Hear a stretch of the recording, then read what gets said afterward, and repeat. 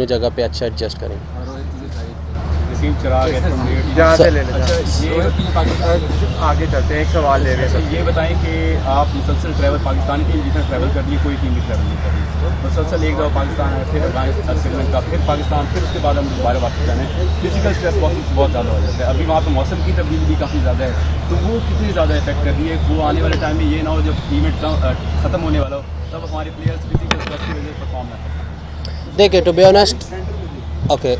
Honest मैं ये कहूँगा कि आसान नहीं है, स्पेशली मैं एज़ अ फास्ट बॉलर कहूँगा फास्ट बॉलर्स के लिए, लेकिन एज़ अ प्रोफेशनल अब जिस तरह का शेड्यूल बना है तो हमें वो एक्सेप्ट करना है और हम कोशिश कर रहे हैं कि हम जितना ज़्यादा अपने आप को रिकवर कर सके, अपने आप का केयर करें। तो सारे फास्ट बॉलर इसी तरह ये सारी टीम जो है मतलब यही कर रही है कि ऑब्वियसली सबको पता है कि ट्रैवलिंग काफ़ी है, वहाँ पे मौसम भी गर्मी है, यहाँ पे भी गर्मी है, तो कोशिश सारे करते हैं कि अच्छा रिकवर करें और रेडी रहें, क्योंकि एज अ प्रोफेशनल आप कुछ कर नहीं सकते इसमें।